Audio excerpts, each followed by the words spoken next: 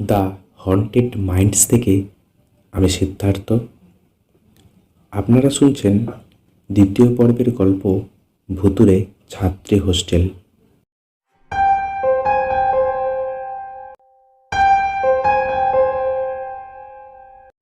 দেবলীনা যখন আবার কলকাতার সেই পুরনো ছাত্রী হোস্টেলে ফিরল, তখন চারিপাশে এক অদ্ভুত নীরবতা। হোস্টেলটা আগের মতোই, ভাঙাচোরা সিঁড়ি, পুরনো কাঠের জানলা আর এক ভয়ানক শূন্যতা। প্রথম পর্বের ঘটনার পর প্রায় 6 মাস কেটে গেছে, তবে আতঙ্ক এখনো পুরোপুরি শেষ হয়নি। দেবলীনার চোখে ছিল দুশ্চিন্তা। সে ফিরেছে হোস্টেলের পুরনো রেকর্ড ঘাঁটতে, কারণ ওর মনে হচ্ছিল কিছু অসমাপ্ত থেকে গেছে। মানসিকভাবে শক্ত হয়ে সে আবার সত্যিটা জানতে বদ্ধপরিকর। এবার হোস্টেলের নতুন কয়েকজন ছাত্রী এসেছে। তাদের মধ্যে একজন ছিল অন্বেষা, সোজাসাপটা শান্ত স্বভাবের, কিন্তু অতি প্রকৃত জগৎ নিয়ে আগ্রহী। এই হোস্টেলে নাকি একটা ছাত্রী আত্মহত্যা করেছিল, জানো? অন্বেষা দেবলীনার দিকে তাকিয়ে বলল। দেবলীনা চমকে উঠে তাকালো। তুমি কোথা থেকে শুনলে? রাতের বেলায় কেউ নাকি কান্নার শব্দ শুনেছে, আর মাঝে মধ্যে কে যেন টয়লেটের আয়নায় দাঁড়িয়ে থাকে, কিন্তু পেছনে কাউকে দেখা যায় না। দেবলীনা জানে এই গল্পের মধ্যে অনেক সত্যি লুকিয়ে আছে। দেবলীনা এক রাতে হোস্টেলের পুরনো রেকর্ড রুমে ঢুকলো।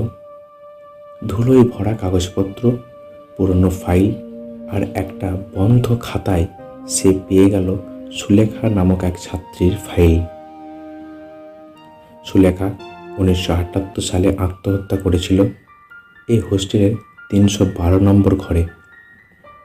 আরও খোঁজাখুঁজি করতে করতে দেবলীনা খুঁজে পেল একটা ডায়েরি, যার শেষ পাতায় লেখা ছিল, ওরা আমায় ছেড়ে দিচ্ছে না, আমি বাঁচতে চাই, কিন্তু তারা আমাকে নিয়ে যাবে।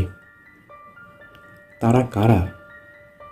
হোস্টেলের ঘরগুলো যেন প্রাণ পেতে শুরু করলো।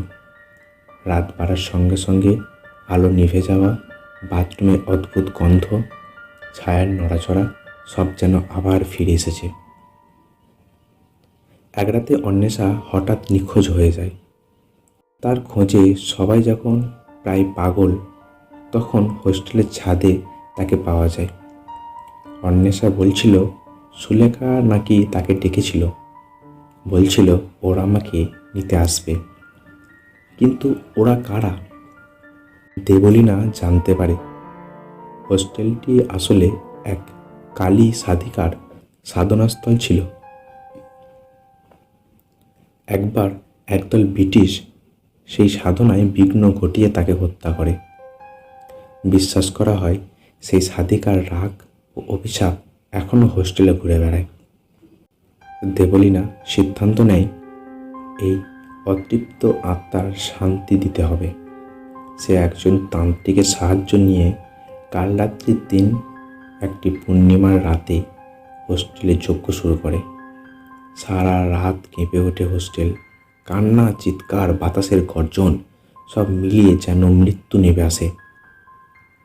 শেষ রাতে হঠাৎ চারিদিকে নিস্তব্ধ, বাতাস থেমে যায়, আর আয়নার সামনে একটা ছায়া বলে ওঠে, আমরা মুক্তি পেলাম। অন্বেষা ফিরে আসে। হোস্টেলে আবার ধীরে ধীরে স্বাভাবিক হয়। তবে দেবলীনা জানে সব আত্মা মুক্তি হয়নি। কেউ কেউ এখনও অপেক্ষা করছে। কোনো এক রাতে আবার কেউ আয়নায় তাকালে হয়তো দেখবে নিজের ছায়া পাশে দাঁড়িয়ে আছে, অন্য এক মুখ।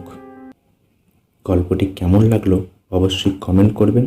আরও এরকম নতুন নতুন ভূতের গল্প শুনতে চ্যানেলটিকে সাবস্ক্রাইব করবেন।